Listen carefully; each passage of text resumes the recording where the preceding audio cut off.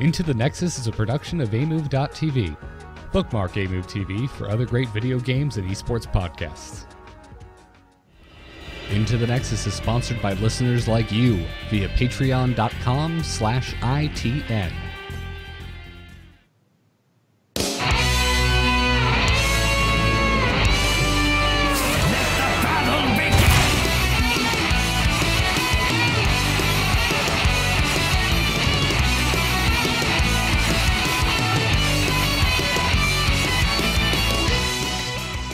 Greetings and welcome back, everybody. This is Into the Nexus, the podcast all about Heroes of the Storm. I'm Garrett Weinzierl.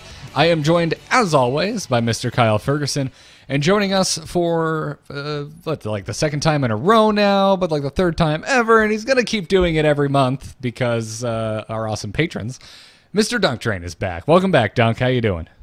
Thanks, man. Good to be here. I'm doing well. Been streaming a lot lately. That's been fun. NA Hero League has been quite an adventure, so I'm having a good time. Yeah, man.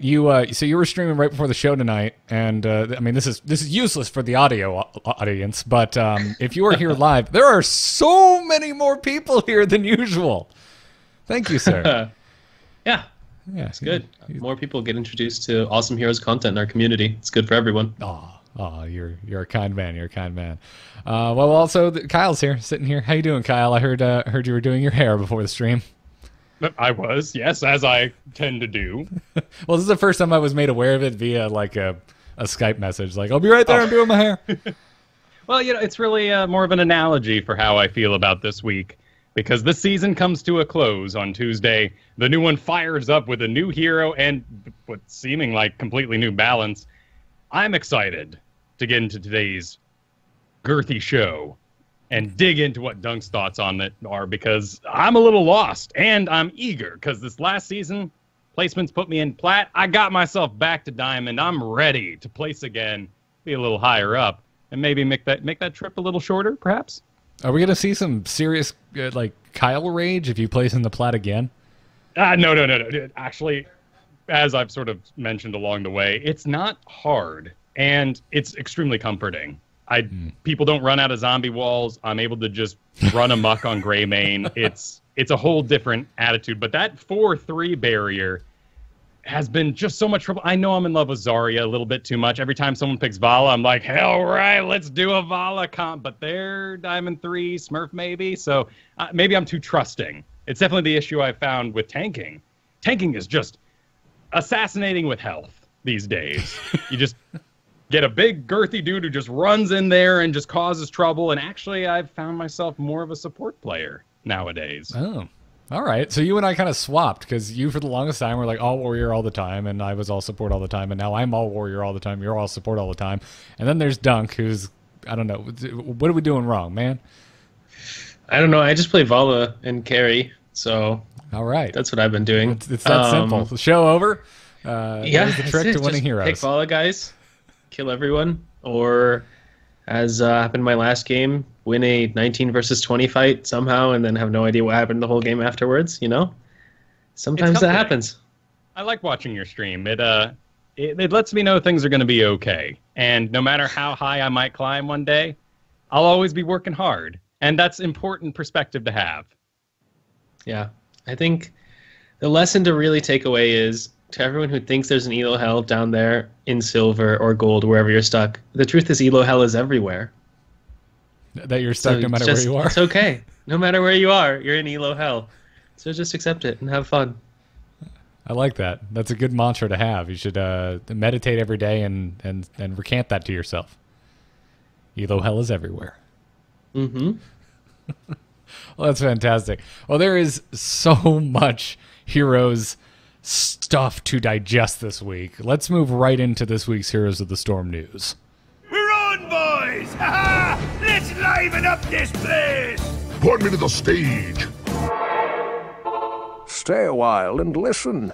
I did that one just because I was really hoping for Deckard, and we got Malthael instead, and I am not angry. Malthael is awesome. So yeah, last week, Kyle, you and I got on the show, and like for maybe a few hours, we knew for sure it was going to be Malthael, and that was about it. You go to the official website, look at his abilities, but it didn't. If you're actually trying to use the hero's website to learn about a hero, it's not very helpful. Nothing about range, nothing about how fast he attacks, nothing like that. And yeah, I was expecting him to have such a fast attack speed, like just looking at the heroes page, and like then his cooldowns are like super low, but his attack speed is way slow. I was totally tripped out. Yeah, at first, 0.9 on that, and he's dual wielding. I don't know if that's where my mind went, but you got 2 weapons, so you go fast. Yeah, but imagine how slow his attack would be if he only had one, dude. Right? Oh man. Yeah, he's got those thin, spindly arms. If he swings too fast, he might break a bone. I'm reaching here. I'm trying to. So going into last week's episode, like attack speed, it wasn't even something I had considered. I was kind of like you, Doug. I just assumed like, oh, he's dual wielding his Malthael, is the Reaper of Souls. He's probably going to attack fast. And then Kyle, you even brought it up on the show. I forget what we were talking about. And you're like, well, we don't even know how fast he attacks yet, or even how he attacks. I'm like, yeah, he could be throwing his sickles for all we know.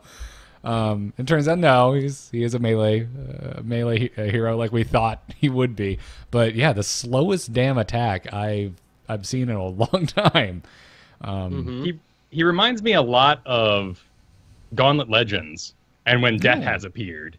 And it wasn't the most dangerous thing in the world, you just ran for it. But if he was on you, it drained your health. Yeah. Well, I mean, Leoric kind of does that too, as long as they aim correctly. But true. But there is a huge connection issue with Malthael. You have to somehow get the mark on them. Yes. In fact, when you start thinking about Malthael, you can kind of maybe even reach back in time and see why Illidan was changed. Because remember, back in the day, he had Betrayer's Mark. That very much worked the same way. I can't help you there. Don't remember that, no? I can't look back. Legolas change. I mean, you're talking about the mark like back when he had silence and stuff? Yeah, Illidan? back like yeah. You're talking early tech alpha. Those were good times, dude. That Illidan was so much fun. He was nuanced, complicated. He didn't have to keep going as hard, I guess. Yeah. Yep. So one of the big things we learned about this week with Malthael is that his 2.5 has a cap. And no hero that I've been able to research reaches that cap, except for maybe level 20 Stitches. Cho'Gall doesn't because of his armor taking so much of his health nowadays. But bosses, punishers, the target dummy, all seem to cap out percent-wise at about 5,400 health. And it does percent-based damage based on that. Yeah. That is interesting. That's pretty big for Battlefield of Eternity. Yeah. Right. That was one of the main places we were thinking that maybe he would be really powerful, chewing on those bosses perhaps. And that isn't the case. No, it's not. I want to go back to the other thing you kind of we touched on for a second there, which was to be kind of effective, you have to maintain this Reaper's Mark, right? That's kind of the bread and butter, and yet because of his extremely slow attack speed, it's rather difficult to maintain that on multiple targets at once because he only has one baseline ability that lets him apply it to multiple targets, and of course, Death Shroud, and of course it has a cooldown as you would expect it to. So once that is out, it's just on you and the slowest sickles in the West to keep that that Reaper's Mark up. Well, Chaos Hunter in the chat here actually gives us the real numbers, which is even more interesting. It's 3,650, kind of useless, but does scale at 4% per level. So it will keep up and actually get more powerful as the game goes on. That giant killer at level 1, his Reaper's Mark. Yeah, for the Immortals and stuff. Right. So when I played him, and I was just really digging him, I basically started putting everything into the Death Shroud because that was my connection. If I missed that skill or didn't get a hit, I kind of got stuck in the back, unable to interact. Yeah, it feels a little Leoric in that way, right? This is one key ability, and if you don't use it correctly, you've gimped yourself pretty hard. He's got nice cooldowns, though, so it's not quite as destructive as Leoric, and something about missing a damage ability just doesn't feel as bad. In fact, one of the notes to new Thrall here we're going to be talking about is it just doesn't feel as bad to miss a Feral Spirit anymore. Yeah. Now, how do you feel about his heroics? Because one of his heroics aids you with the issue that is applying Reaper's Mark. I really wanted Last Rites to be amazing, but every game I took Last Rites, I was just like, man, I just wish I had the one that shoots the thing out at everyone so I could actually get marks on people. Because every game I had Last Rites, it was like, oh, I'll toss the Last Rites on someone, focus some team, and then they'll get healed, or they'll get shielded, or they'll drop a protect, or something, and then they just don't die. Whereas anytime I had the other I forget what it's called. Tormented Souls. It's like Tormented Souls or something. Yeah, you got it. And you kill the whole enemy team. You're like a bruiser, basically, with that on. Yeah. You want to get marks on as many people as possible so you can spam, and it is darn spammable, the Soul Rip. And with a quest, you can get that down to like 2 seconds, and then you just keep healing, and the Tormented Strikes do exactly what you want them to. And I agree, Last Rites almost felt like he was going to die anyway. But it is important to note that they have added a neutral marker above heroes that would be dead from certain abilities into the game with this coming patch. So Greymane and Malthael here both have this feature where it'll give you sort of a Q above their head if it would kill them. I think Greymane's Go for the Throat has actually been in for a while. Definitely. Now they've made it universal, which again makes you kind of think, ooh, what's coming down the pipeline? Well, oh, that's a good thought. I mean, maybe this was something they had planned for Malthael. Well, it's protected status on Medivh, and then we go into Varian and such. Do we have to keep going into... I'm so done with Varian. My God, do something about that. I'm so sick of the dude. No, you don't want more protects in the game, man? It's not working out for This you? is the second podcast this week, by the way, about a Blizzard game where I have gotten on shortly after getting real salty about something very specific. And this for heroes, it's protected status on Varian. It's dumb. It's dumb. I lost to it today, and then we crushed when I was like, screw it, I'm taking Varian. So... anyway, but back to the heroics. Yeah, Last Rites. I'm in Dunk's corner. This was a heroic that sounded so cool on paper, and it has a freaking repeatable quest, and it's not at level 20. It's something you can start working on exactly right from 10. But it like either they were gonna die anyway, or by the time you've worked that quest down to the point where it's insane. It is insane if you max this quest out. You probably could have already won the game if you just taken Tormented Souls. Probably. So also, I couldn't tell if this was intentional because of the way it's worded, but like if you ulted them with Last Rites and they died to damage before your Last Rites triggered, you didn't get the stack, right? Like that's what was happening to me on PTR, but the way it was worded read like it should be giving you the stack. I'm not sure. Right, because it's worded if they die while under the effect. Yeah. That's actually exactly. I'm looking at it right now. Enemies killed while under the effect of Last Rites permanently reduces cooldown. It's not saying enemies killed by Last Rites. Yeah. So if that like the Reaper is over their head, if they die before it strikes, in my mind, the way this is written, you should get credit. But apparently, I think someone from the Hearthstone team might have wrote the tooltip on this one. Maybe. It doesn't make it more complicated. I love the animation, though, as sort of the shadow sweeps down and gets the kill.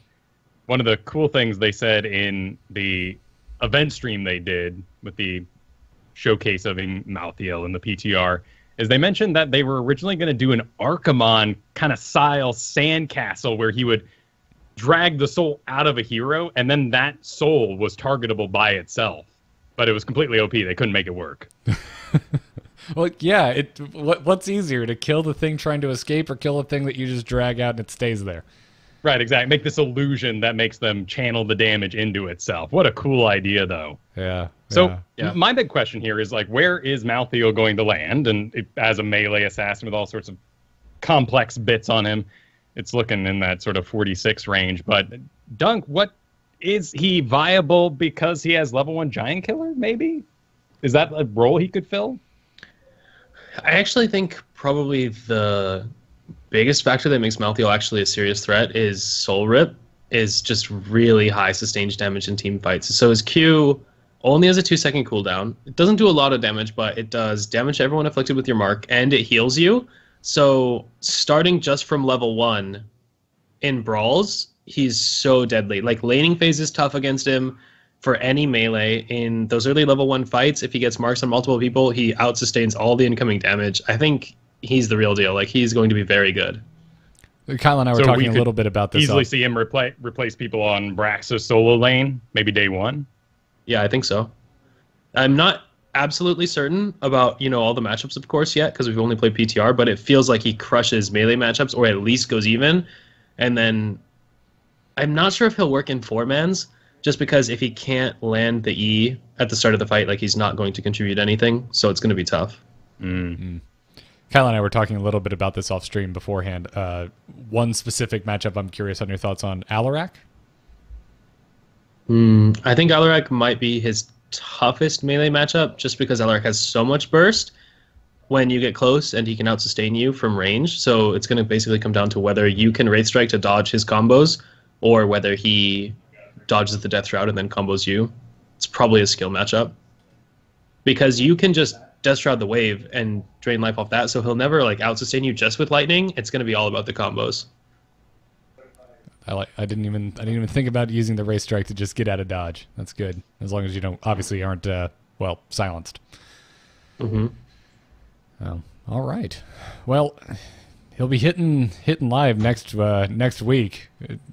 Dunk, are you just gonna go hard? You're just gonna start taking him into Hero League as soon as you can? Oh, I'm tempted. I'm not sure, man. I did that with Diva. I just slammed Diva games right in Hero League as soon as she came out. It did well for me, and I really liked having the better understanding of the game. I'm not sure if Malthael is my character, though, I'm not the biggest melee assassin guy. So he's fun, but I'm not sure that I'll be repping him on the ladder that much. But you, Kyle? I'm really excited for him. Yeah, I think he's less taxing on a team than something like Valera, who does crush quick match. But if I want to get good and have this as one of my main roster choices, I think I could find some areas to squeeze him in regularly. Well, I for one am preparing myself to suffer queues, because I think I'm just going to be chaining some quick matches Malthael when he releases on Tuesday. So I'll be waiting a while if anyone wants to come and hang out. Yeah. Let's just queue up as Malthael Thrall. I'm sure you'll get games quickly. Yeah, maybe even a little Malfurion. Well, actually, no. I bet Malfurion will have a really fast queue next week. Yeah. But more on that in a second. Actually, let's move. Let's go ahead and move into that. So, if you haven't already assumed, most of today's episode is going to be PTR talk. So let's get into the rest of the patch that's sitting up on the PTR right now. First off, with some kind of general notes, I would kick things off with Bolt of the Storm, which across the board is having its range reduced by 20%. Has been removed from Rainer, Lili, Malfurion, and Stitches. ETC, Asmodan, Illidan, and Butcher are the only heroes now that still have old school, dusty Bolt of the Storm. But again, with that 20% range reduction. And now Kerrigan, Thrall, and Malfurion are getting hero-specific variants of Bolt of the Storm. Where does this put you, Dunk?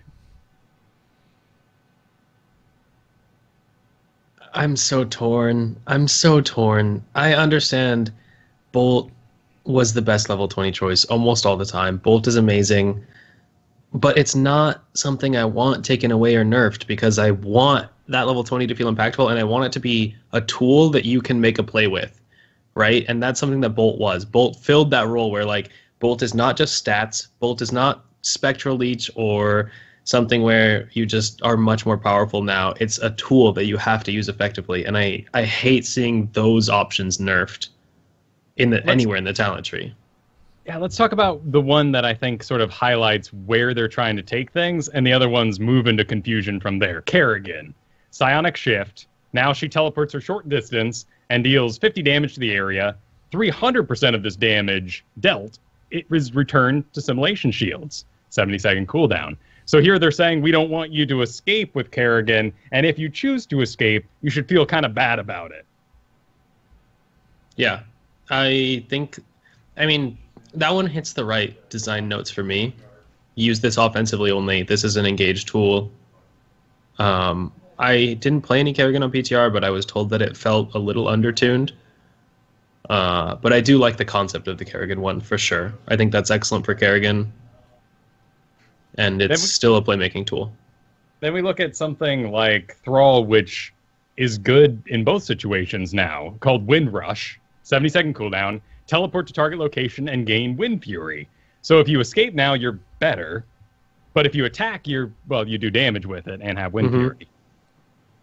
I think Thrall's Run with the Wind is the name of it, if I'm not mistaken. Or Ride the Wind or something. It's I think it's Wind Rush. Okay, it's insane good, I think. Like, Bolt was already good on Thrall, and now you're adding an extra cast of an ability that's like a 12-second cast. That's his primary like damage ability. Thrall's new 20 is really good. Let's invoke the dev comments. Let's put their words in our mouths. I don't know, but they were saying that they like the playmaking, but they don't like that it's so often used as an escape mechanic.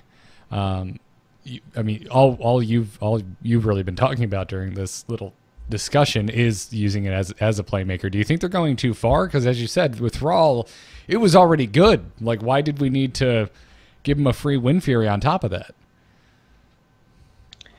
I think that's just a compensation for the range nerf. They probably felt like the melees, most of all, who had Bolt, probably are the ones who need compensation for the range nerfs, because it's so critical for them to actually be able to get in melee range of their targets.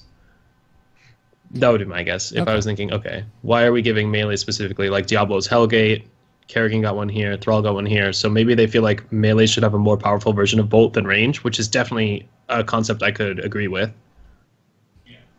Yeah, interesting. This is also the one that made me giggle the most after I read the dev comments. I'm like, but you put Wind Fury on Thralls, that just makes it a better escape too. Like, yeah, no. And then we've got Malfurion's version, and we'll be going deep into Malfurion here in a little bit. But Astral Communion is his level 20 augment to Twilight Dream, and now gives it a short range teleport. And this is really short. You can't go over the thick walls. Thin walls, absolutely, you can jump, but you can't go that far anymore. And after a 1 second channel, you teleport forward and cast Twilight Dream. They share a cooldown together and use each other, so one can't be used independently of the other. Yeah. I mean, are we about to go in on Mouth? Because we'll talk about it. We can. Or should we just talk about this Bolt talent? We'll stick to the Bolt here, but I know it's chomping at the bit. I think... So I tried playing multiple games with this Bolt talent, and it was just horrendous. Like, the range is so bad, and the windup is so long, you can't even go all the way into a team fight. Like, if I want to use this to go into a team fight and use my Twilight Dream, like, I can barely skip past the front line if I'm standing in melee range of them. The range is so short. I found it really underwhelming. Okay. I'm concerned about Malfurion, but we were originally planning about talking about Thrall first and then moving into Malfurion. So let's do that. Let's get into the Thrall rework, which we are not going to go point by point like we usually do with a lot of patches. For obvious reasons, Thrall it's insane how many changes they're making to Thrall. For the love of God, if we were just going to talk about all the new quests he had, we could be here for 40 minutes. But we're not going to do that. We're going to talk in broader strokes. But, yeah, just about everything here has been messed with. From cooldown increases on some base level stuff to massive talent rework. What's going to happen to Thrall after this patch? I think the most interesting one, just on the base stats here, the base abilities, is the Feral Spirit now pierces. And empowered by hitting a hero will go 25% further.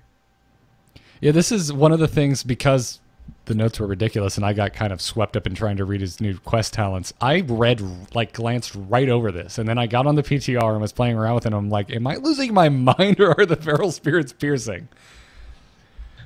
Yeah, Feral Spirits are nasty now. I think that's gross. that magic that makes it slightly less disappointing for the rest of your team. It's the Piercing Sands sort of reverse.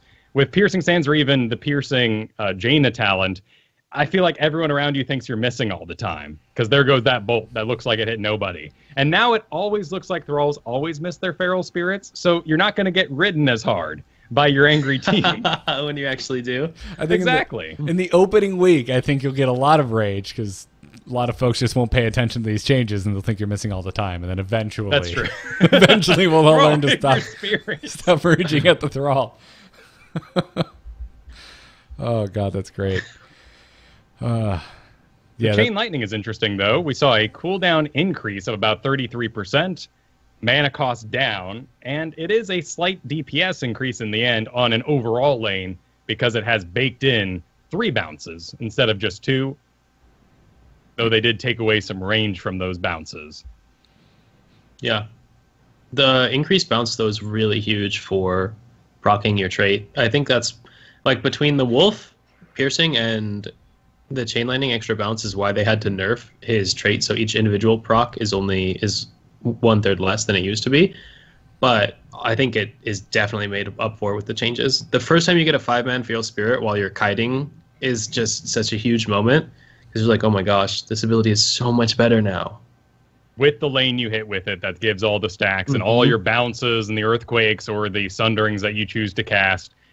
I first read this too. I mean, 314 on Feral Resilience heal down to 210. It looked like a huge bummer. I think he's going to be okay. Yeah, no, he's straight up scary, especially like you said, if there are minions around, dear God. My first thing I can't wait to see is a Malthael versus a Thrall in a full lane 1v1. I want to see whose self-regen comes out on top in that. Yeah. Let's get into the removal of his generic talents. They're finally gone. Block and Venom, Blood for Blood, Spell Shield, and Giant Killer. But almost every single one of them was creatively reworked in some way. Let's start with Block here. Feral Resilience now. Upon hitting a hero with Feral Spirit, he gets 2 charges of block, but it was moved from 1 to 4. So is that a blow? I think it's okay. So it's obviously worth for the solo lane matchups where you needed the block talent, but I'm not even looking at this talent, to be honest. Once I get to level 4, like for me, the new Wolf quest that halves the cooldown, half the cooldown. That's huge. I mean, you have to be able to appreciate that. The difference between a 12-second cooldown and a 6-second cooldown in team fights is the difference of like getting 4 casts versus like 1 or 2 a lot of the times. It's just so much more usable because you don't have to like sit and wait for the exact moment. You can just throw out a 6-second cooldown. You don't have to worry about it. And add on top that it reduces the mana cost of the Wolf. It's so good. This is the one where you have to land it. You have to hit 7 targets with it without missing a wolf. Or dying. Or dying, yeah. Well, so kind of a combination Convection Nova. But it's not hard to do, and since they pierce, even if you're a little unskilled in the early game, you'll get in a team fight around 13 and just complete this instantly. Yeah. No, it's really good talent. Yeah. It's pretty nasty.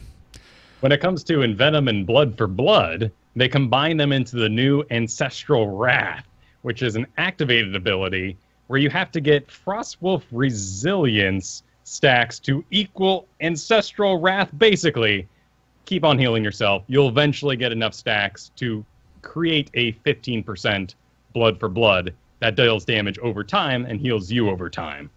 So kind of combining those 2 ideas of Envenom and Blood for Blood into one.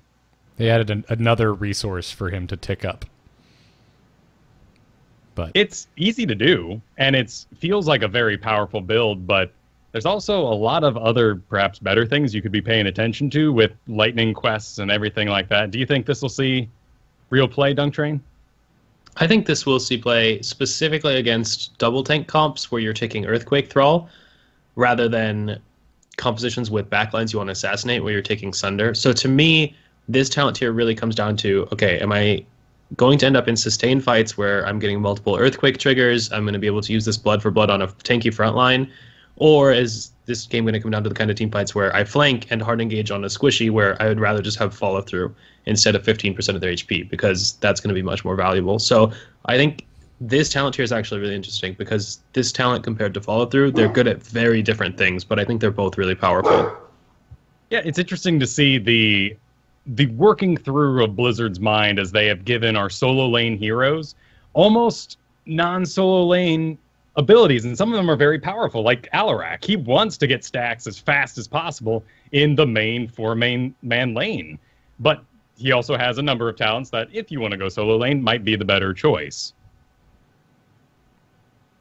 Yeah. Spell Shield being the next, his passive is now reducing its own cooldown based on his Frostwolf resilience. As he gets a full stack, it reduces the cooldown of the Spirit Shield, the Spell Shield version for him. But more interesting is his Giant Killer was moved from 13 to 16 and is now called Alpha Wolf. For 3 seconds after hitting a Feral Spirit, Thrall's basic attacks deal 3% health-based damage to its target. A little more skill dependent there, obviously. It's also much more burst. Like, if you think about it, now his burst on tanks, you're basically... The change from 1.5 to 3% kind of makes up for the fact that you can't take Triple Strike and Giant Killer anymore. So to make up that differential, you need to hit what? Like, you would have hit, so let's say 3 autos, you would get 5 triggers of Giant Killer, 7.5%. So you need to get 3 attacks in Alpha Wolf duration to be better than the old Giant Killer Triple Strike. That's not that hard. You land a Wolf, you get 1 hit pretty much for free no matter what, and then you can probably chase pretty easily for another 2. It's not even out of the question if you were already in melee range to Wolf auto and then use the Wind Fury auto attack reset to get an extra hit. And then if you hit like 5 times in one duration of this, suddenly you're 15% of their max HP plus the fact that you're Thrall, so you chunked them for 20 anyway. Yep. This talent is so powerful. It's a very sane thing to hear that you cannot take the 3-strike Wind Fury along with Giant Killer. It'd be kind of nuts. And all it asks is that you focus, is that you commit to your plan. You don't just go in and hit a couple of different targets.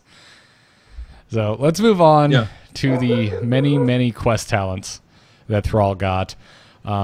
Starting at level 1, you've got Echo of the Elements, where the final, like if you complete everything, not going point by point, you get a mana cost decrease and gain an additional charge of Chain Lightning.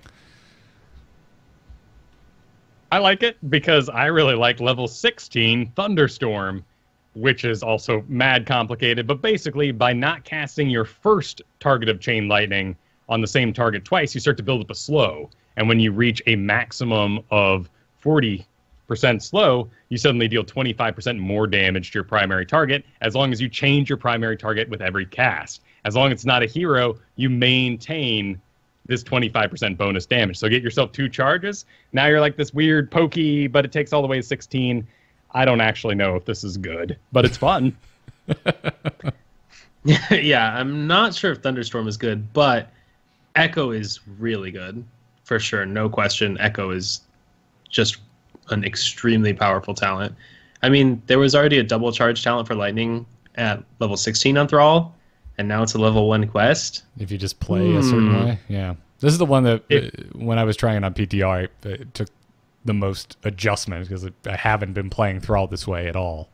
And I was pretty bad at it. I think it's going to take me a little while to get the rhythm of this. It is a little weird to have the last hit mechanic kind of in there, you know? It might as well be. Definitely, within 1.5 seconds, if you don't have Wind Fury up, he's not attacking that fast. Yeah. So it definitely takes some adjustment to play around it in the laning phase, but it's well worth it. The talent's really powerful. Yeah. What do you think of the one it's up against here? Crash Lightning. Hit at least 2 heroes with a single cast of Chain Lightning, and you need to stack this up and up, so you'll want to be in at least a semi-busy lane. But upon completion, it increases the bounce damage, but also Chain Lightning now prioritizes enemy heroes. It changes the AI of the actual ability, in a sense. I would like to see more information on this. The only way I can imagine this being even remotely pickable is like if you're in a 4v4 lane, like Braxis or something, right? Where you're just 4v4 skirmishing the whole early game so you can actually get stacks. So maybe in that specific situation, this is actually a good talent. I'm just concerned because hitting 2 targets is actually kind of hard with Chain Lightning in the early game. Like you're in a solo lane, you're not getting any that time. How often are you actually skirmishing? How many lightnings do you actually cast during like tribute fights or something? Not that many. So I just think this quest is going to be difficult to stack up. It seems kind of counterintuitive. It rewards you for doing something that's difficult because you don't have the reward. Like this would be easy to do if Chain Lightning already prioritized the enemy heroes, but it doesn't. Yeah. How often are you really always fighting in a big pit of minions? I also tested it, and the damage bonus on Crash Lightning, so it only applies to the second and third bounce, right? Mm-hmm. Thunderstorm does not apply the 25% damage bonus to the follow-up bounces, only to the primary target, or it like doesn't multiply with Crash Lightning. So even together, like those talents didn't have any of the synergy I was expecting. Oh, okay. That's strange. I didn't even think about that. That makes sense. And then there's one more question here. Maelstrom Weapon. This is infinite. Every time you attack a hero while Wind Fury's movement speed is active, not just the Wind Fury hits, you gain 1 damage. Upon 40 stacks, you permanently increase Thrall's base movement speed by 15%. And this goes on forever. You could get, when I maxed it out in try mode, 1,100 stacks. That movement speed is rad. Yeah, the movement speed is rad. I tried to play this. I felt like it was difficult to stack up. I always wished I had one of the other talents on the tier. Maybe it'll end up being good. Maybe you can adjust the way you play, something like that. But I just felt like it's difficult to get enough Wind Fury auto attacks on targets throughout the game to come close to the efficacy of the follow through of the Blood for Blood. And that's impactful today, the time you take it, rather than in the late game when who knows what stagger has happened or what's happened or a keep is gone. Yeah, this talent doesn't do anything until like level 16 was when I was roughly finishing the move speed bonus, the second one. Like, that's just not good enough. Yeah, that's a strong investment in the long game It's as well. It's an old Magic the Gathering kind of strategy. And that's something that's helped me out a lot in learning heroes, is thinking about what presence you have on the board. You take this talent, how long do you wait? Is it a dragon that's in an egg and has to sit there for 3 turns? Because that's useless. You're dead in a draft. Yeah. No, I think that is a good way. That we don't often talk about any similarities between card games and this game, but that you're absolutely right. Like, you're gonna hit level 7. You might not make it to level 16. Well, and I'm thinking about that too now with Malthael. If I, let's say, go into a Hanamura and they have 3 tanks, and I go, ooh, Vala, I can giant 13. You know, Malthael might be a good idea here, so we can hit the ground running. Yeah, that's a good point. And we already talked about Frostwolf Pack and Thunderstorm quite a bit, so I think we can put Thrall to bed for now. And if you haven't already tried him on the PTR, get ready for a big shakeup on Thrall. What's the prediction here? Is he gonna hit like a truck, and we'll just see him everywhere? He ban out with day 1 of the new season? Prediction? Ooh. I'm going to say new Thrall is, in my prediction, tier 1.5. So he's not a tier S hero like Genji or a new Brack, which is just things I consider like way too powerful right now. He's not quite tier 1, which are like the best picks immediately after that, but I think he's better than the situational heroes. Like, I don't think you're ever going to be mad to have a Thrall on your team. Right, nice, simple. I'm assuming. I think if you're paying attention to stats, I think we're going to see him dip. But I think just because he's changed so much, I think people are going to go in. Maybe people haven't tried Thrall in a while, or maybe some Thrall faithfuls, and just not quite know how to pilot him yet. The nice thing is the heroic 10s, through all this previous balance, feel good. Like, you can kind of make your situational pick, even playstyle pick now. Yeah. I think there's a lot of room to adjust him to the enemy comp. Yeah, and then there's this new level 20, the World Breaker, which used to travel indefinitely. I've seen it kill a core in a game that just had barely anything left. That's amazing. But that's gone. It's down to 50 seconds at level 20 and creates a blocker. That big ol' shattering stays for 3 seconds, creating a wall. I, of course, think immediately of Dota characters and one who has this on their base kit. Now you only get this at 20, so I have no idea how good this is. It brings to my mind, like, it's kind of an analog to Holy Ground. But the cooldown is just so long, like, you can't just use Asunder for the Holy Ground effect. I don't know. I'm really torn on this one. I wanted it to be amazing. I just wish the duration was longer to justify it being on a heroic, you know? Because Holy Ground's 3 seconds, and I feel like for a level 20 talent for the Sunder, this could have been, like, 8 seconds duration Holy Ground type thing. Like, this could have been the unmovable wall. Like, the team fight is over by the time this thing comes down, you know?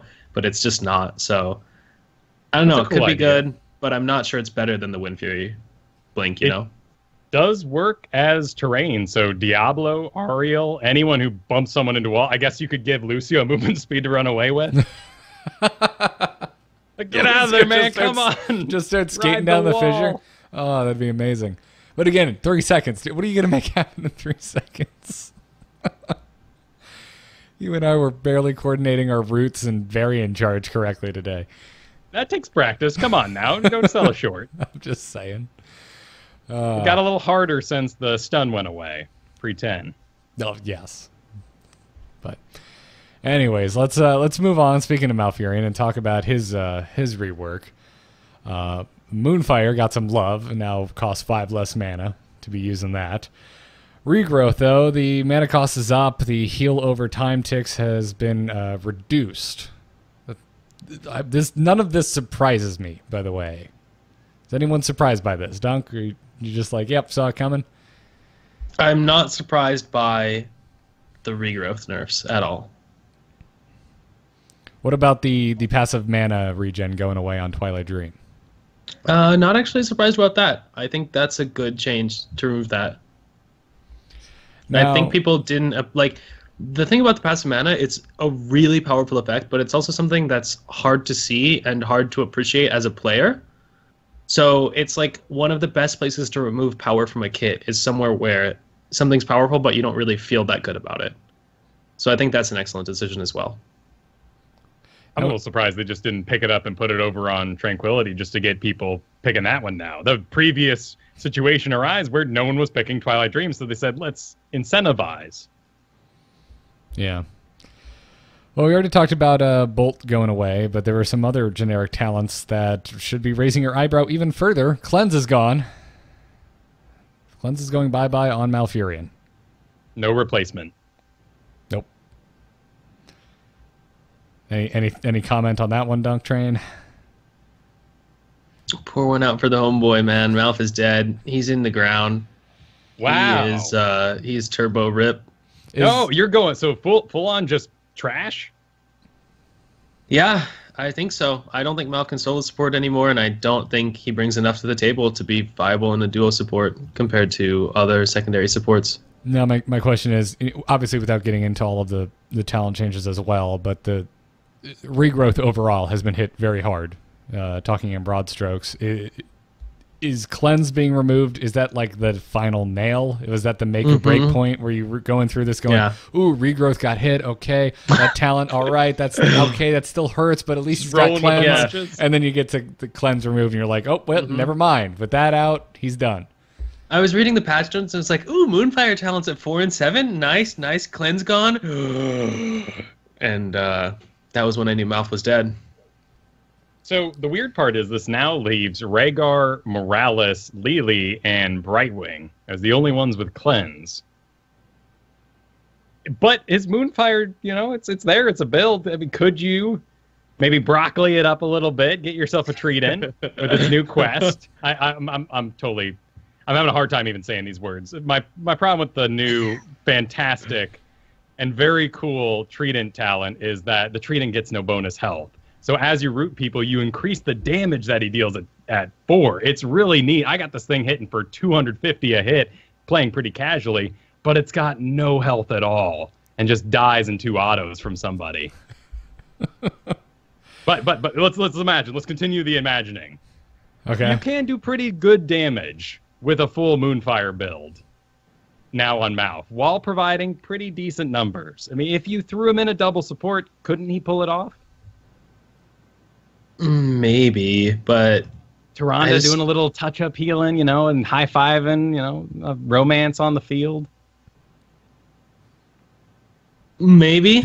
I mean, there's a chance, right? There's a chance. Maybe you drop that root into Tron stun combo, but we're not making up for a cleanse here.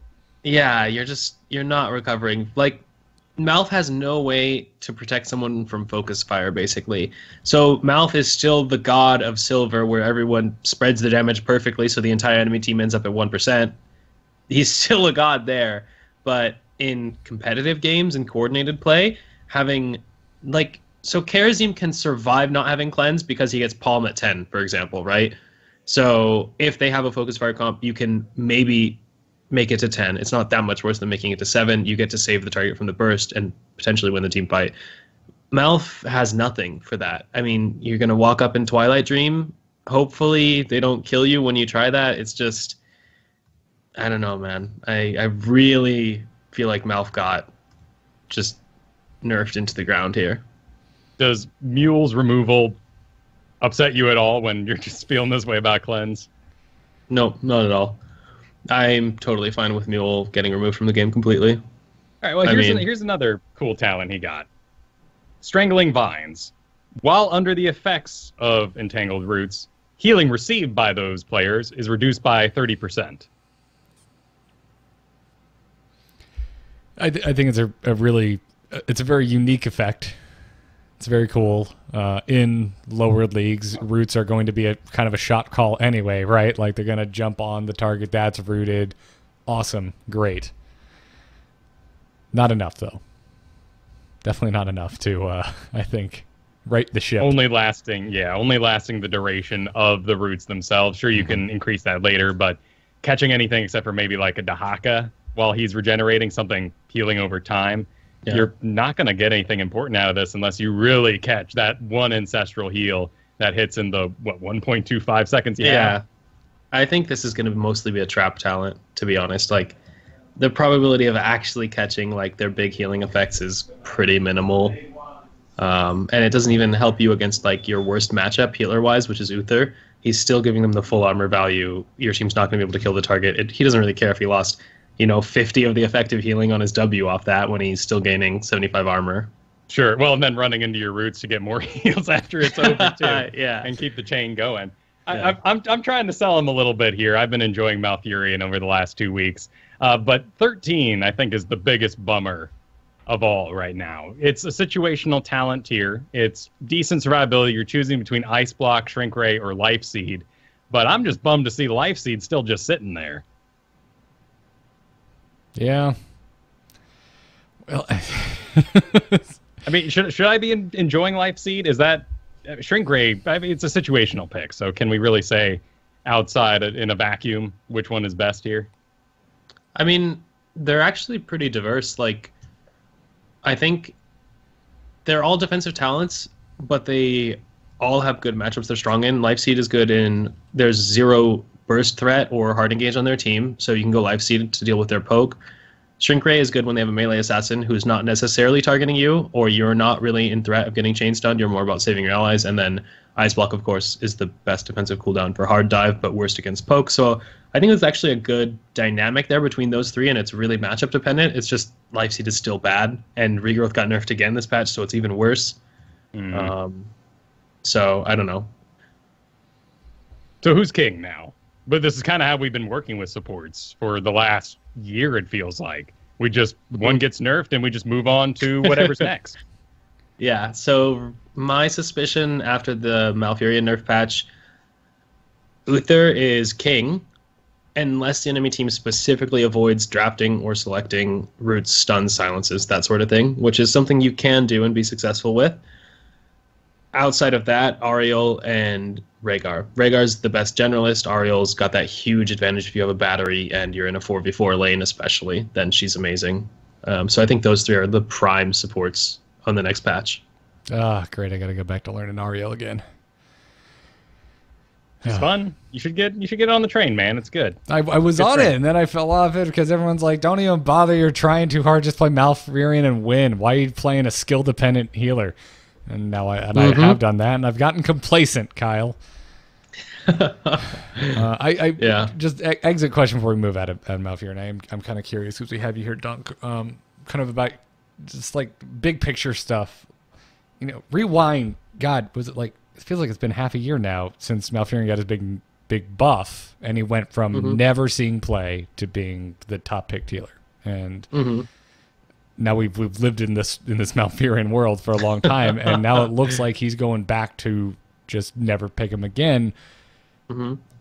That's kind of seems like a, I don't know, like a failure to me. It just seems weird that it's this seesaw. There's no happy medium. He's either incredible or he's garbage. Yeah, it's tough, man. I just think The mouth changes to me suggest that they're not really sure where they want supports to be at right now. And, you know, they're trying a bunch of weird stuff. They're trying to rework supports, give them cleanse later or as part of their kits, you know, trying to find alternatives, trying to find where you can balance everything out. Maybe this is like kind of the direction that the game has been going since armor was implemented. They wanted to tweak supports, so they got armor in, maybe to try and help supports be able to do more things. I just think that this is one of those times where, you know, instead of a support becoming really good after some changes and fitting in like Uther, he's just Malf's kind of getting rocked up, you know? Yeah. And I'm not doom and gloom. I mean, who knows? And what they might do. Oh God, what was the hero? Where 2 days later it was Zarya. Like Zarya released, and everyone's like, "Oh my God, what is the point of this hero?" And then 2 days later, got a number jump, and everyone's like, "Oh, this is what this hero is for." And they might course correct because, yeah, especially after talking to you and looking at this, it looks like did you really have to hit regrowth as hard as you did on top of removing cleanse? And regrowth, it's not binary. It's not cleanse exists or doesn't. They have knobs that they can play with. So they might inject a little life back into regrowth and try and course correct if this Malfurion rework really does just murder him. So yeah, tough part's all the hearthing. Just give us some mana at the base so I can stay active. Yeah, I was surprised they didn't compensate Twilight Dream losing mana with like a portion of that back on just base mana regen Malfurion. You know, like, okay, we lost our 1.25 from Twilight, but maybe we could get, you know, 0.25 per second or something. Just a little something to make it hurt less. Because being in, like, level 16 and having to go back, you know, after every skirmish, it feels like, compared to an Ariel who just has no mana cost, it's frustrating. It's tough for Heroes of the Storm. We have some cool regeneration talents, and I remember, you know, even the reason why I took the gamer tag I did, I love regeneration. I loved in big map MOBAs, Dota, going from the top lane with 0 health, walking all the way to the bottom, and by the time I got there, I was all healed up, all mana, ready to go. No scrolls had to be bought, and no gold spent on the side. But in Heroes, because we're constantly just embroiled in team fights, regeneration just doesn't really do anything in a lot of ways, unless it seems to be mana, so you can keep going in those fights. Yeah. Yeah. Well, I kind of want to just save Stitches for next week because we spent a lot of times on these heroes, and I really want to move on. And I want to hear Dunk's thoughts on. I want to hear how hyped or not hyped you might be for unknown Hanamura changes.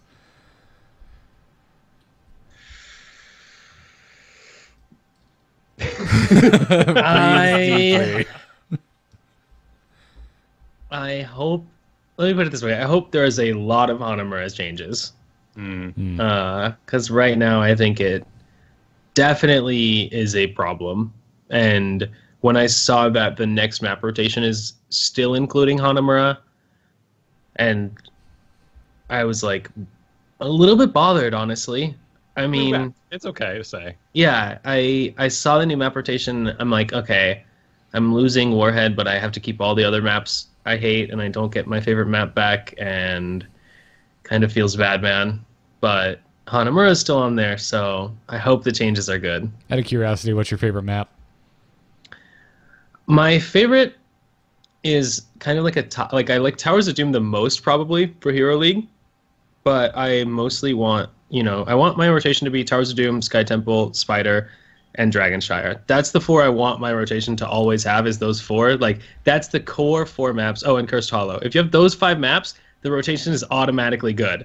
But the fact that there's no Towers of Doom made me really sad. I'm with you on the Towers of Doom sadness. And it just seems odd. Kyle, you and I, again, we're talking about this off air before the show today, and we're both sitting there just like, why are they issuing this statement saying they're working to address issues and at the same time announcing next season, here's the rotation. This battleground that we're saying has issues is still in it.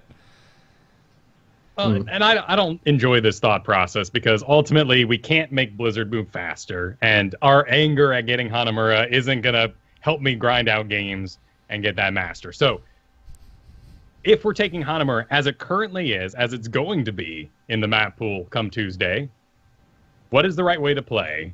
And what should our ban priority? I mean, how can we make this map easier for the confused solo allies that we have in Hero League? That's a much more constructive way to spin this, Kyle. I like it. I like where your head's at. Well, okay. So if we're looking at this from Blizzard's perspective, I think the first thing you have to change is obviously the bribe. That's a problem. I know they wanted bribe to feel special on this map, but that has to change. Sport Camp is not okay. At least 2 minions, right? After that, I think it's just such a complicated problem. I don't know how you can fix the way it feels to be behind on that map. Because to me, that's like the target, right? If you fall, 2 core HP behind or whatever, and you feel like you can't get a payload in, it just doesn't feel like there's anything you can do. I don't know. So you don't lose the advantage then. And what sort of, I see Asmodan, I see Sylvanas is probably the one that haunts my dreams the most at the moment. What should I be banning out when I have no idea if the enemy team even plays those heroes? I think there's just too many things that are good on it. Like the Zagara, the Asmodan to push your buildings down. There's bribes that you have to ban right now that are really problematic to play against. The 4v4 lane, so you even have to worry about stuff like Ariel Gul'dan. It's just like so many things feel like rock, paper, scissors on that map. Totally. So if I lead with, which ban should I lead with? Which one is worse? I mean, should we let the Brightwing, enemy team has first pick, I've got to ban something. I'm choosing between controlling the bribe or controlling the solo lane. So Asmodan, Zagara, probably Asmodan just based on stats that everyone's looking at. Or bribes first. So as first pick, I think you can try to control the bribes by banning Brightwing, and it forces a Falstad ban, realistically. And then you can... Well, I mean, you don't get to draft for your whole team, right? So that's not really how it works. But if both bribes are out, the game is kind of level. You just have to have someone basically pick a pushing specialist or whatever. If you're a second pick and they don't ban one of Bribewing or Falstad, I think you can't ban the other one because then they get it for free and they get a global and bribe advantage over you. And you have to hope that you can respond with Dahaka, but Dahaka loses a lot of lane matchups to the hard pushers like Zagara, Asmodan. So that's a tough spot to be in. As second pick, you can't ban a global if they didn't. Like, you can't ban the Brightwing or the Falstad if they didn't.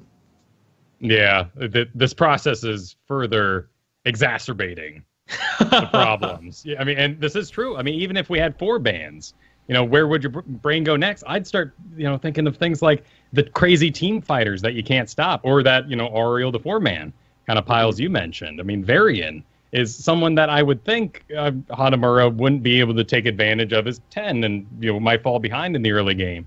But that death ball, that 4-man is so powerful with a Nubrak, Varian, whoever the heck they can get, Arthas, that the snowball really continues. Yeah. I'm in the same boat. I mean, Kyle, I'm coming off of that Hanamura game we were on earlier where we had to stare down a Varian death ball, and it just seemed pointless. It was a match with a Zarya, so it was just shield, parry. I started cussing. That's basically what happened. Is there some sort of thought process we can go to? Let's say we're not in the first bans, we're not in control of them, we're not in the first picks. Can I favor something? Like, if I'm doing Vala, should I always do one Vala build over the other on that map? Is there some sort of sanity in the late picks that we can pull from you, Dunk? I think the best ways to adjust your late picks right now are... Okay, so tanks right now are really high priority a lot of the time in Hero League. They get picked early, whether it's a Nubrak, Arthas, like I see a lot of Diablo picks before the second ban phase, that sort of stuff. I think adjusting your support and range damage well is a good way to recover. So, like, let's say Ariel's banned out, so the Ariel compositions aren't an option. It's really important to make sure that your DPS or your support match up well against theirs. Like, you don't want to be the team that's trying to run... Like, you don't want to be the team trying to run Medic into the, like, Muradin, Arthas, run you down comp, with no peel type thing. So... in the later half of the draft, it's really important to learn what heroes are good against stuff. Like, pick Tychus if they have really heavy frontline is good. Pick medic if they have no dive, so now you have a commanding control of the 4-man. You know, those are the kind of changes where you can get a lot of compositional value out of them by them being late picks. Ooh, that's advanced. It is, and It takes a lot of knowledge. And then take that into Hero League and hope that the 4 other randoms that you got matched up Right. with are on the same page. Yeah. But I mean, but what else are you going to do, right? I mean, that all just falls under the wonderful umbrella of adapt, and not everyone knows how to do that. Yeah. Some people just pick Nova every game, man. That's how life goes. Speaking of, Nova's still good on the map. Until they change it so Bribe is bad, Nova is actually a real pick on Hanamura. I mean, good for her, right? It's nice. Mhm. Is it have that? It's good for her. It's not good for the rest of us. Yeah, But well, you know, I'm a pick filthy diversity. Hanamura Nova player, so. When Tempo Storm puts up its graphic at the end of the day, at least I'm just sad about Raynor being the only one left out. Poor Raynor.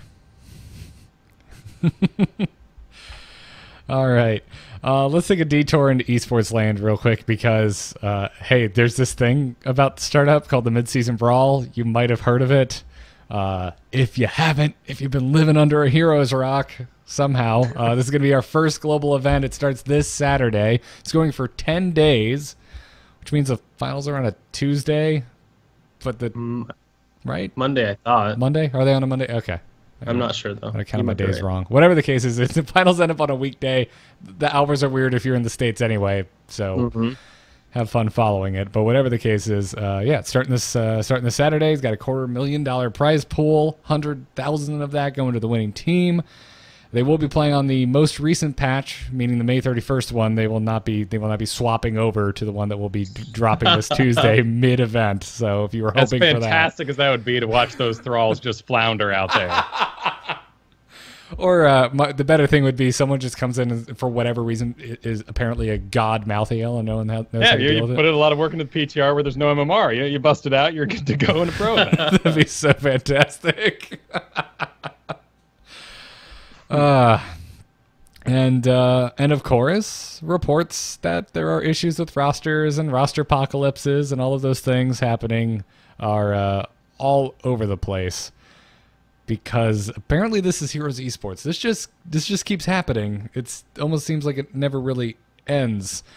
And the first time I really remember this happening, Dunk, I'm sure you remember because it was the first finals we had where you were on the winning team, and leading into it we had all of this dirty laundry being aired about Tempo Storm and the issue with the roster locks.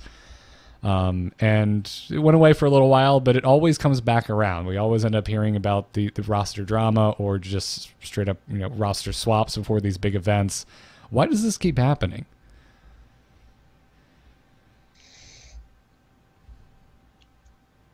I mean, if anyone could answer that, they would be able to put together the best esport organization to have ever existed and win everything. If you could just 100% know exactly what players are going to succeed in a team environment before they get there.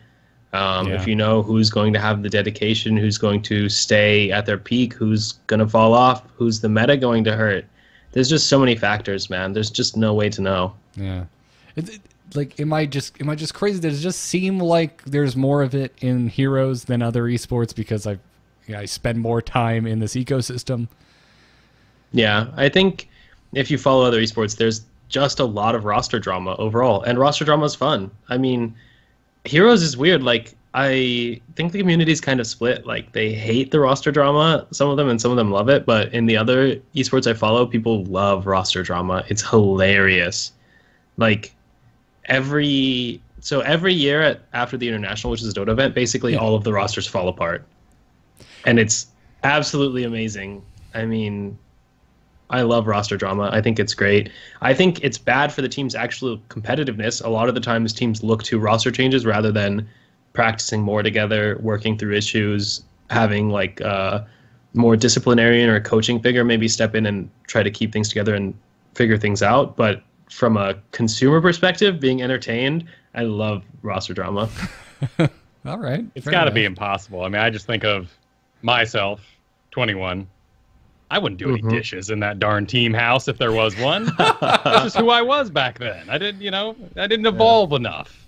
to be a functional human being at that time. I mean, it's got to be difficult. If we're doing that, if we're putting ourselves back in college shoes, you were just doing it wrong, Kyle. You should have just used paper plates because that's where our house full of sweaty dudes landed. I give up. I'm not. If you're not going to do dishes, I'm not doing dishes either. Yeah. And also, I love that you boil it down to fights over who's doing the dishes. I'm glad that. Well, those are the things that wear you at the end of the day, right? Like he just said, the international, right? The guy's an awesome anti-mage, but you lost the international. Get out. You don't help around the house. So you're saying it's a combination of you lost and you don't do the chores. Yeah, there's a lot to it. Right. If they just lose for you, but they also do all the chores, you're not kicking that guy off the team. That's just Exactly. Nobody wants to be the guy doing the dishes, so if someone does that for you, they stay on the team. They keep their spot. They earn that. Oh, this went down such a wacky rabbit hole that I did not expect. I hope it's role based. Like the support does the dishes and the tank takes out the trash and works on the car. Oh, that'd be so fantastic. Yeah. Well. Well. Anyways, is there anything in particular you're looking forward to, guys, this weekend? Any teams you're pulling for? I think this is the first event where I don't feel really strong ties to any team, actually. I mean, I kind of want an NA team to do well. I don't think that's particularly likely to happen, but I'm just interested in kind of watching this one for the high quality, global heroes competition we haven't had in a while to see where everything actually falls. Are you expecting the trend to continue and we'll still be posting NA lols in our Twitch chats and whatnot? I do expect that trend to continue. I mean, I hope it doesn't. I hope we just show up and randomly body everyone. Just doesn't seem very likely. And I know the European players really think they have a shot against the Koreans at this event. I'm interested to see if that pans out because I've heard that before and I'm not convinced, but we'll see. They're making some bold claims over in the EU right now. It's exciting to see the build-up. Yeah. It's been a long time since BlizzCon, which I remember when they announced what the season was going to be like this year. And we're going to have, international tournaments more than just BlizzCon. And now that we're here, I'm like, wow, that was still a long wait. It was a long time. Yeah. The real tragedy is, again, the number 1 seed Chinese team couldn't make it to the event because of these issues, which is really bad for them as a region, I think, because their number 1 seed team was much better than their number 2 and 3 seed teams. So I think they're definitely going to struggle at this event more than usual. For any time someone that qualifies, or in this case a team that qualifies, can't make it to the event, that's just awful. I think kind of regardless of maybe the skill gap between teams, but you're right, it's freaking tragic. Apparently they're already gearing up for phase 2, but it's not the same. So, well, we'll see how it shakes out. Like we said, it'll be taking place over 10 days. So if you thought it was going to be just a weekend blowout, that is not the case. Get comfortable. There's going to be a lot of heroes over the next week and a half. So, before we move on to our last segment of the show, which this week will be strategy because we knew it was going to be a thick one, let's thank our patrons supporting the show over at patreon.com/ITN. If you are listening to this, you're digging it, you're thinking, and it's a Nexus show. It's not as bad as I thought it was going to be. You should check out patreon.com/ITN. It's the best place to support us. And because of our patrons supporting us over there, we're cutting Mr. DunkTrain here a check to come back once a month, even though he would have done it anyway. Well, we get to pay him for it, which feels really good. So thank you, everyone, for helping us hit those goals. Thank you to our producers, Declan H., Cheesy Bob, and Mythdoll. And on this episode, thank you to Chris S., Braxton P., _Hagernator. I feel like we already thanked Hagernator at some point. Did you stop and start back up? I've seen your name around. Remus H., Greg C., and Nicholas B. Everyone provided last names this week. Yay. No one's not sure if it's their Chris or not. All right, let's move into strategy and talk about the map rotation. Choose a talent. Choose a talent. Talent? Ah, that seems generous. I have a PhD in PvP. So the new season is coming Tuesday. Malthael is coming Tuesday. The patch is coming Tuesday. Malfurion is going away Tuesday. And we're getting a map rotation. How are we... How best should we prepare for the new season, for these new maps? Kyle, I'll start with you. The real question, I think, here is how many new players do we have? And what could we tell them about Dragonshire and Blackheart's Bay? Because they're about to be on it for the very first time since 2.0. Hold on to your butts. This is what I'll tell them. Like, Dragonshire, you're oh my god, these poor new players that came in wanting Overwatch skins and then decided they liked the game and stuck around. They've been like trained for 4-man lanes and now we're sending them to Dragonshire? They're not ready for this. They're going to see some thin guy making skeletons in the top of Blackheart's Bay and they're going to be like, what the heck is this? Who plays that guy? Yeah. What about Blackheart's Bay when that guy goes and clears 2 waves and kills all your buildings, and then the other 4 of them push down your bot lane, and you have to run in circles and go, what do I do? I think what we're saying is if you are relatively new to the game, go study up on Zool right now. Learn everything about him. Go play him. Figure out how he works. Yeah, let's start there with Blackheart's Bay, because there are some essentials that will come up in the draft, or at the very least, you have to understand why someone wants to pick a certain hero. And those 2 roles can really on Blackheart's Bay be double soak top and a Merker. Pretty much, yeah. So the reason the double soak top strategy, for those of you who've not played the map, is so common is because the top 2 lanes are very close to each other, and the bottom lane is extremely far away from those.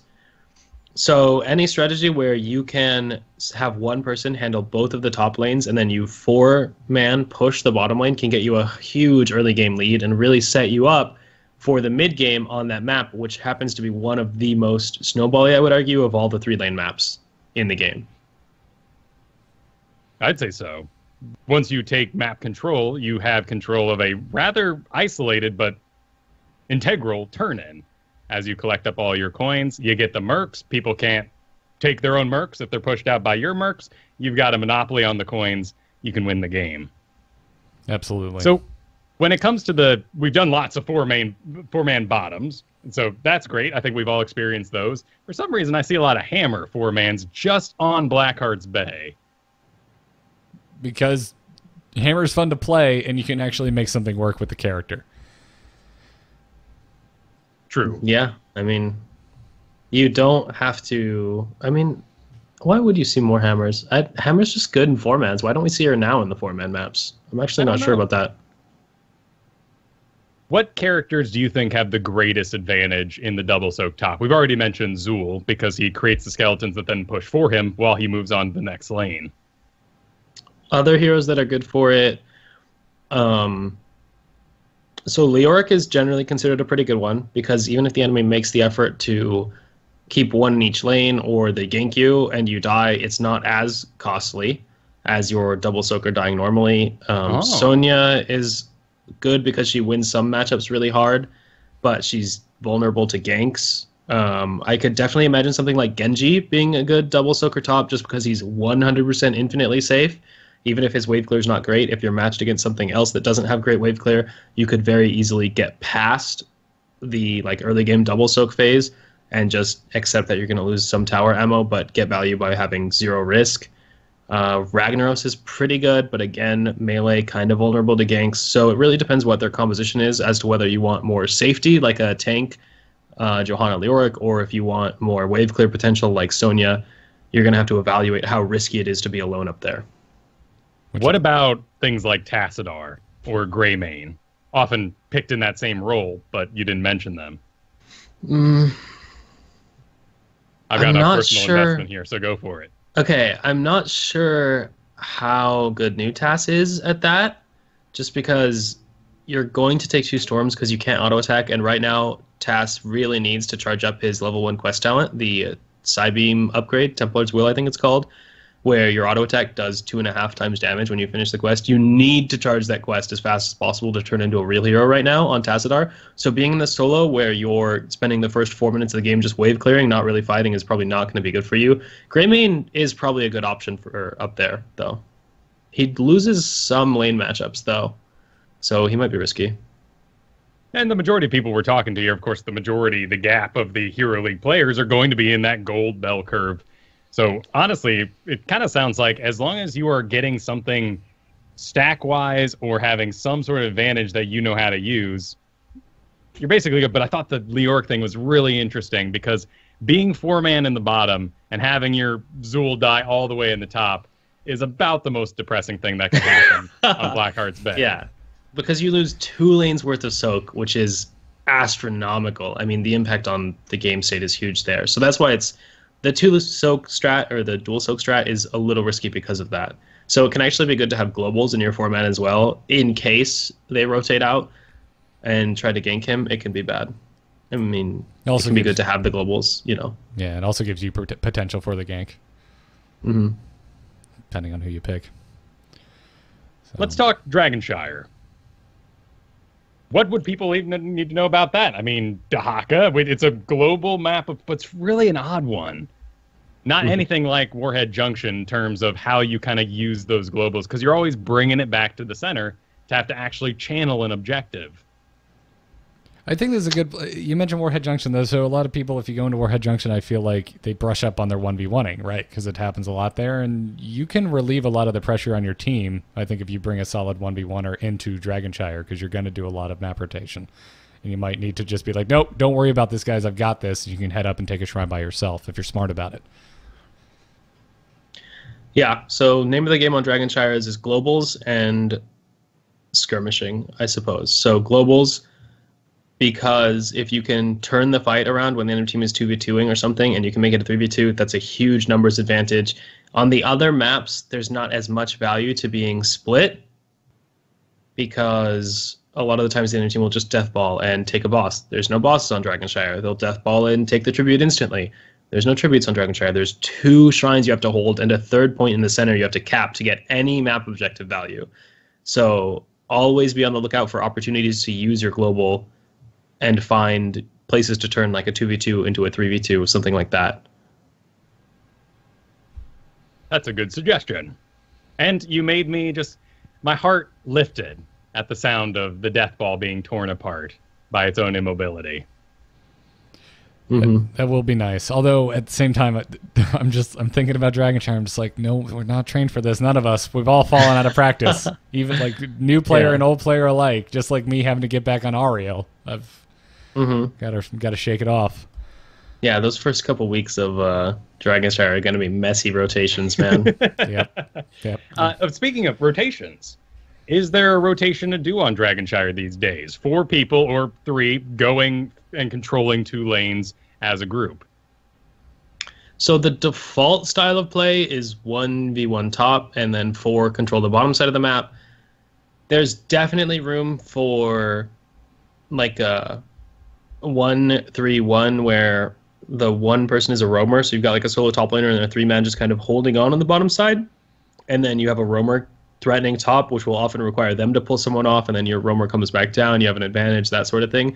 That's the kind of style of play you're going to see if you watch streams and see high-level Zeratul play on Dragonshire, for example. It's extremely effective as Zeratul because you can hide your position earlier on the rotation, and then you're threatening the top side of the map while also kind of threatening the bottom side of the map. They don't know where you are. So on Dragonshire, because there's so much moving around, information is king. You want to have stuff like Task Oracle. You want to have stuff like scouting drones. You want to be able to follow rotations. You don't want your top laner to die because nobody called someone's missing from the 4-man, you know? That's the kind of stuff that's also really key on Dragonshire. That's cool. Sight, of course, valuable, but depending on your league, because it is presenting information that the other players then have to make use of. That's true. Yeah, absolutely. I used to just blind pick Zagara on Dragonshire for that very reason, and even if other people weren't making use of my creep tumors, at least it kept me alive. So. Yeah, Zag's a really good top laner there. Yeah, it's funny to think what we use Zag, what we use lots of different heroes for, and as these characters, these rosters have been filled out, we've definitely moved on from quite a few of them. Yeah. Well, speaking of rosters, let's go into that. Dunk, do you think there's any hero swap ups, anything maybe people should be considering to add to their Hero League roster with these map changes and also with the patch that we know is coming in? If you haven't gotten to Haka yet, he's probably a good pickup to learn because globals are going to be better with Blackheart's Bay and Dragonshire in and Haunted Mines out. It's a big gain for Dahaka and even a small gain for Falstad as just general play. Other than that, you're going to need a solo laner probably if you don't already have one. I'm sure most people have at least one solo laner they're comfortable on, but now Thrall's an option in that slot again. Malthael will probably be an option. Yeah, what would be your list of easier solo laners? Easier solo laners. That's a tough one. I think probably Sonya and maybe Ragnaros are maybe the most forgiving during the lane phase because they don't have a lot of resource management to do and they both have extremely high self-healing and they're both good in the late game. Other than those two, if you want to start getting crazy, I think Thrall is going to bring a lot of value next patch. Zagara gets a lot of value because of her pushing if you could be aware of getting ganked. Reworks okay, but he's not my favorite solo laner just because he provides no pressure on the structures if the enemy wants to rotate out of the lane, which it basically never happens on something like Braxis, right? You always want your solo laner to be in their solo lane because they can't ever afford to give up the point. It's not really true on something like Dragonshire. Your solo laner can afford to rotate down to middle and get a gank going from the solo lane, which doesn't really happen on Braxis. So it's a different dynamic to that where you have to be able to threaten the structures a little bit, or else you're not quite as effective in that solo lane because they can just rotate out and not lose anything because they can guard the middle point, you know? Alarak's also a good option for the solo laner. That Burst Mage just crushes a lot of enemy team comps. You see some squishies like Guldans, Valas. Those can be good to pick Alarak in the solo lane, even though you won't be against them early. Once it gets to that mid-late game and you can start comboing them, you'll get a lot of value. How should a Hero League team help out a Falstad? I think it's going to become a very popular pick. And it already is, but often seeing bans, and it'll just start permeating the scene again, and then it'll start be touting as one of those, you know, get yourself out of MMR hell from Silver characters again. But he's made a paper, and I feel like you just get Greymane and you kill him. So is there something, if I want to take Falstad for my team, that I should be looking for on my side or to avoid on the enemy side? I don't know. Falstad, the only matchup I consider pretty much catastrophic for Falstad is Zeratul on the enemy team because you're never safe soaking and he can always 1v1 you in team fights or in the laning phase. So that's the only matchup where I think it's basically unwinnable. Other than that, Falstad actually has synergy with other globals. Like if you can ever snag Falstad Dahaka on the same team in Hero League, it gives you a lot of control of the map because you can global up to the top lane to get a 2v1, or your global can come down out of the top lane to get a 4v3 or a 3v2, and then after you finish the fight, you can then rotate the other global up there instantly to not miss any soak. And that's something we saw used to high effectiveness on Braxis in pro level games when they got both globals. The fact that the globals are threatening the pressure on both other lanes at the same time, if you can make that work, is just a huge advantage.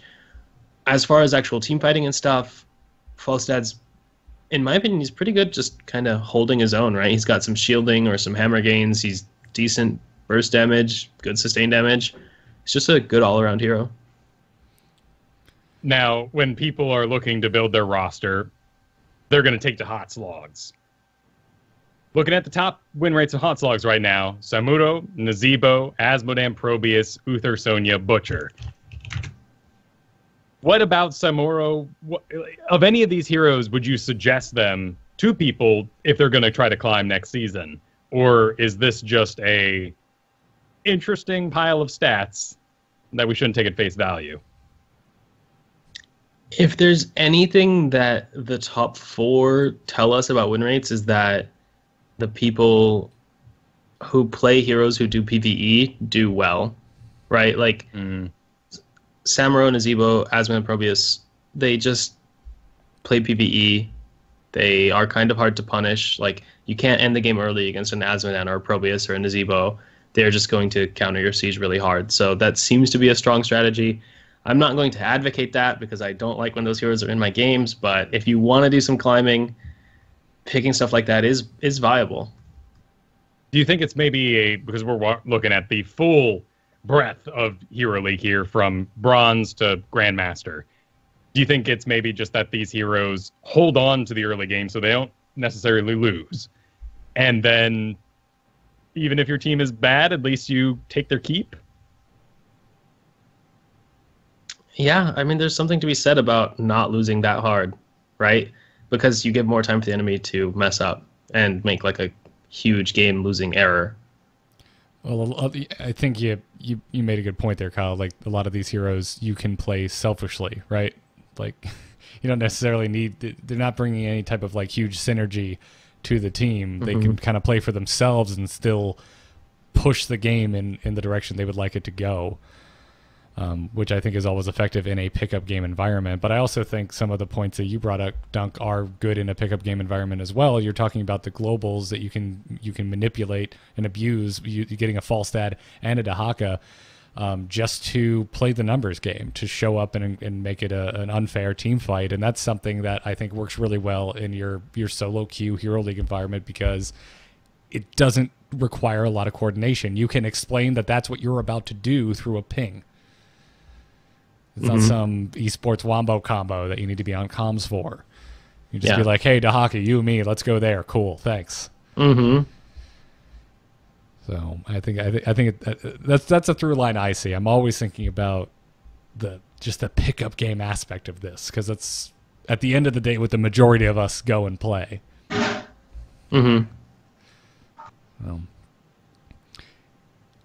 I feel like there's some other cautionary tale in there about hot slogs too, by the way. But I don't know. I've been playing a lot on Nazebo and Samoro, so I guess I won't be on Dunk's team anytime soon.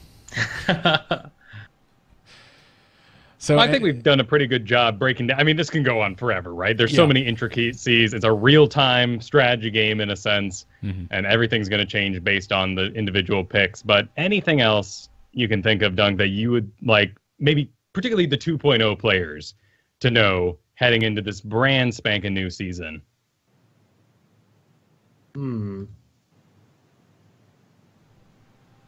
It's almost like Dunk recently coached someone on stream and Kyle is hammering him for more information. Oh, that actually wasn't my strategy, but you know, he did. It's true. Yeah, I don't know, man. If you're a 2.0 player and you've been playing this whole time, obviously you're going to have to learn the maps. We've talked about that, talked about the new potential lane matchups. You're just going to have to play. Have to get a feel for it yourself, I think. I would just like to come back to something I think we brought up last time we had Dunk on, which is play the heroes you don't like playing but you're losing to. Learn their kits. Especially Zul. We weren't kidding. Go and study Zul. So I think it's going to wrap it up for this episode of Into the Nexus. Dunk, want to thank you again for joining us this for your monthly return to the show. As you are our guest, I'll let you go ahead and promote all of your wares, all of your internet locations first. Where can folks find you? All right, man. You can find me on Twitter at DunkTrain or twitch.tv/DunkTrain to know when I go live and catch my streams. I've been doing a lot of streaming lately, but had a lot of support and success with that. Thank you, everyone, for that. And thanks for having me on again, guys. It was fun. And I look forward to playing some Malthael on the Nexus. Reap those souls. As always, again, thank you to our patrons, patreon.com/ITN. You all are awesome. I've never been so happy to have a boss, let alone over 400 bosses. You are all amazing. If you'd like to support us, that's the best way to do so. Thanks again to our producers, Declan H, Cheesy Bob, and Mythdoll. We have swag available. We have Into the Nexus t-shirts. I'm wearing one right now at shirts.amove.tv. And we also have glassware at etched.amove.tv if you want a coffee mug or something. Go check that out. We are typically live Thursday nights at 8 p.m. Eastern Time right here on twitch.tv/amovetv. We are on Twitter at ITNcast. And we got to thank Gorath for our intro music and BrianGriffithMusic.com for our outro. Kyle, how about yourself, sir? You're on Twitter. You have a website. Where is all that? That's very true. You know, I'll keep things simple this week. Check out Twitter. Twitter.com/Kyle Fergusson. That's where you can find everything I do, including the posts of the Malthael videos, Thrall reworks, and Malfurion. And thank you so much to my personal chat over at twitch.tv/Kyle Fergusson, because you guys make those shows awesome. PTR and Science. where you guys suggest questions, we try them out, get as deep into the characters as we can on that PTR. And that wouldn't be possible without my fine viewers. So thank you. You need to get a lab coat for that segment. Ooh, It's yeah. Some big, thick glasses, a model of DNA for some reason. As long as it's polygonal, it works. Folks, I'm on Twitter at GarrettArt. Every podcast I do can be found at amove.tv, including this one. If you want to go back to like episode 1, listen to us be extremely wrong, you can do that. It'd be a lot of fun. It's like a Heroes of the Storm time capsule. Well, hang on. Everyone was wrong when the game came out. No, shh, Kyle. And avoiding being wrong is an ongoing process. Never stops. Never stops. You're always trying not to be wrong. Well, but to take this into slightly serious town, one of the great things about what we're doing with this show, with Jeff coming on and taking things back to silver, with Dunk coming on, moving things into Grandmaster, is we get to explore language in a way, and that's almost boring. Your English teachers would love it, but without the words that we hear from DunkTrain, like Burden of Execution, as one of the old standing ones, we can't communicate about heroes in an effective way. This allows us to elevate our learning and our understanding of the game. Well said. I'm not even going to pimp anything else. That's a beautiful point to end on. And with that, we'll bring episode 169 to a close. And until next time, good luck and have fun, everyone. Take care.